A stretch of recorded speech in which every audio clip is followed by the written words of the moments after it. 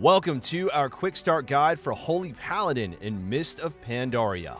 This video is going to cover everything that you need to know for setting up your character, which includes the best race, the best talents, glyphs, gear, professions, macros, and so much more. But first, let's talk about what's new and what to expect from your spec in PvP. Now, if there's one thing that truly defines Holy Paladin in MoP, it's definitely cooldowns. Thanks to the addition of Clemency, Paladins literally have double the CDs with an extra charge of Hand of Protection, Sacrifice, Freedom, and more.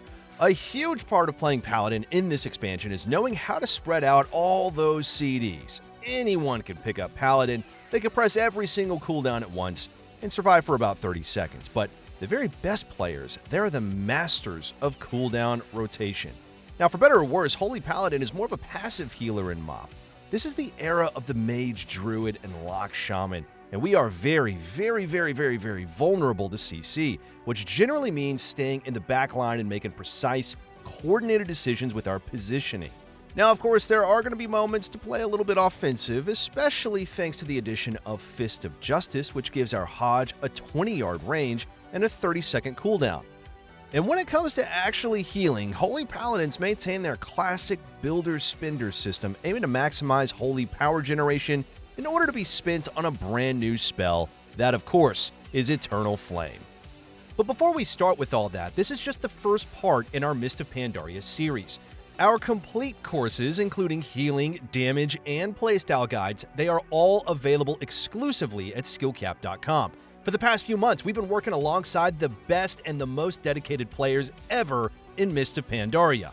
And right now, you can get ahead of 90% of players instantly thanks to our revamped courses, which teach you literally everything you need to know. And that's why we continue to offer a 400 rating gain guarantee across all of our games. So whether you want to experience MoP Classic or hop into retail, be sure to click the discount link below in order to get started. But for now, let's get back to the video. Alright, so it is time to make the very first decision before you even step foot into the game. Picking your race. Racials, they matter a lot in Classic, and MoP is no different. Now, if you plan on playing Alliance, then Human is going to be the best option. Now, thanks to the Will to Survive racial, humans are able to wear 2 healing trinkets, which honestly might seem a little bit minor, but it's going to give us more PvP power, and it's going to allow us to use the badge trinket kind of like a pseudo healing cooldown. Now, and if you insist on playing Horde here, Blood Elf is going to be the best option. Arcane Torrents acts as an AoE silence in MoP and is very convenient for stop and cast, which is very practical for avoiding CC as a healer. But now, let's talk about talents and glyphs, which both received an overhaul going into the expansion and are now much more streamlined. For our level 15 row, we're going to soft lock Speed of Light here. This is going to give us an on-demand sprint, which we can use along with Hand of Freedom in order to cross the map. Now, while Pursuit of Justice is also playable, you might not receive full benefits out of this talent since it's rare that we're going to be sitting on 3 holy power. Then for the next row, we're going to play Fist of Justice in the vast majority of matchups. This is going to make our Hodge much easier to land while dramatically reducing its cooldown. Our mobility is pretty much non-existent as a Holy Paladin, so this helps eliminate one of those weaknesses. The other 2 talents are definitely playable on this row, but are albeit a little bit more niche. Evil as a point of view is more common than Repentance, and that can be played when you already have multiple stuns on your team, as is the case when you're playing a comp like Boomy Mage. Now, Repentance is really hard to justify in this expansion, especially since it doesn't remove dots and instantly breaks on damage. Come on. Now, for our level 45 talents, we're going to soft lock Eternal Flame. This replaces Word of Glory, and it adds a healing over time component to the spell, which is really great for our HPS, and it even has a unique interaction with Beacon of Light, which you can learn more about in our Holy Paladin course after the video, of course. Now, for our next row, we're going to be playing Clemency most of the time. This is extremely broken, essentially doubling the amount of hand spells we can use in Arena. Fantastic for utility in any matchup. However, we are going to be swapping this for Unbreakable Spirit, specifically into heavy CC comps with both a Mage and a Druid, as this is going to reduce the cooldown of Divine Shield and give us more CC breaks. Finally, Hand of Purity is definitely playable into dot cleaves, but gets the most value into Survival Hunters for reducing their damage over time. Then for our level 75 talents, we're going to be playing Divine Purpose in the vast majority of matchups. This is going to periodically give us a free Holy Power Spender, allowing us to burst heal more effectively or to spread out Eternal Flame Hots to deal with AoE damage.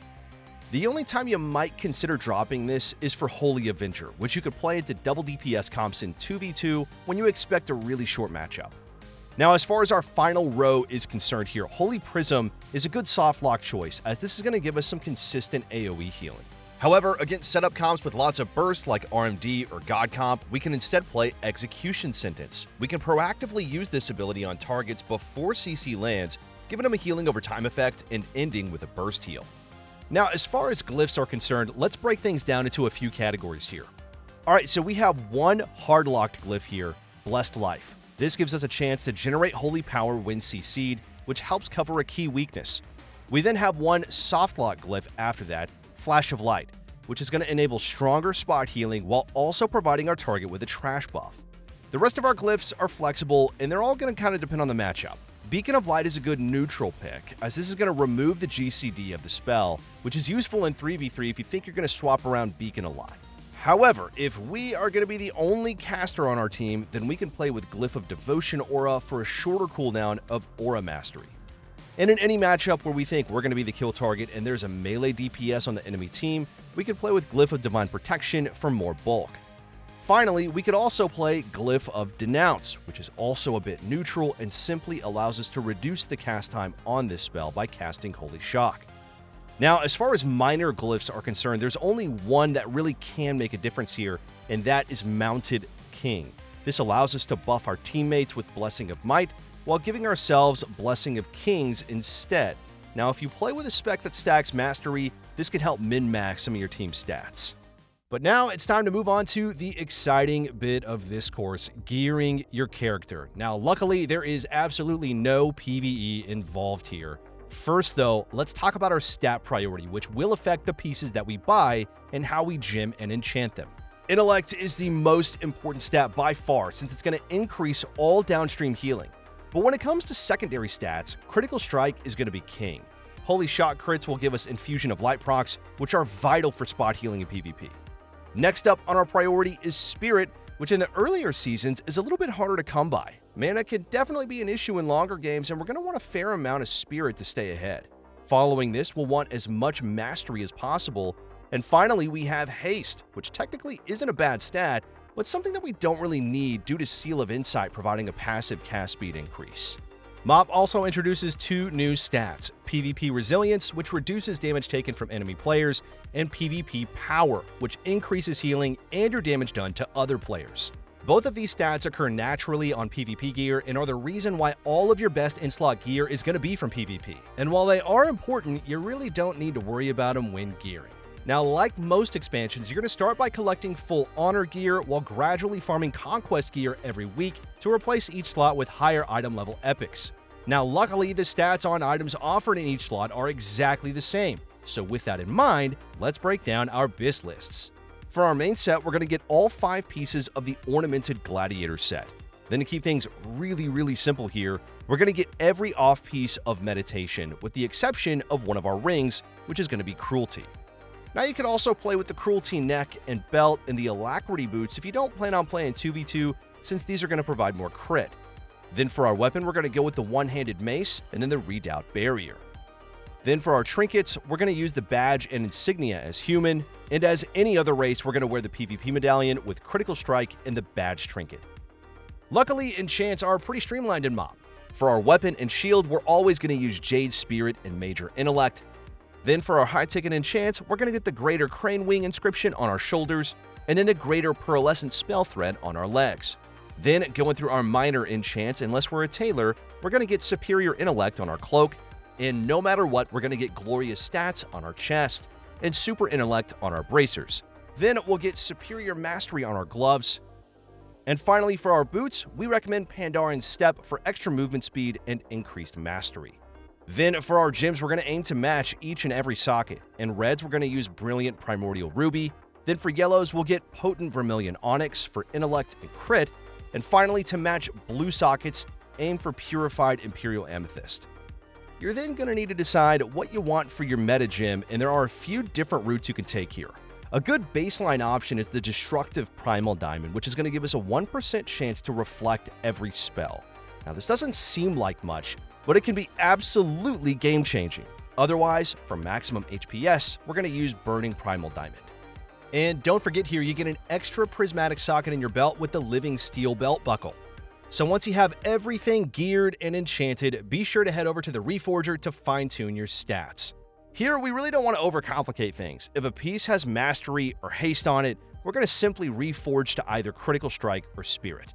But now, let's talk about professions, which are very important in Mist of Pandaria. One of your professions should definitely be tailoring. Through tailoring, you can choose the Lightweave Embroidery for a 15-second proc that grants an additional 2,000 Intellect, or one that gives 3,000 Spirit. Tailoring is also going to make it easier to play Retribution if you plan on dual specking. For our second profession, we're going to recommend Blacksmithing or Jewel Crafting, which is going to allow us to get an increased bonus to any major stat that we want. Now, normally we would give you some macros here, but to make things even easier, we have got everything you need on our article site. There you can copy and paste each macro one by one instead of needing to manually type in game. But before we go, you really don't want to miss this opportunity to get a massive head start on the competition with our 400 rating gain guarantee. Our courses and arena commentaries, they literally have everything you need to help you reach your goals. Regardless of how easy or how hard your class is to play, we've got you covered here. So head on over to skillcap.com and sign up today to start your journey to Gladiator.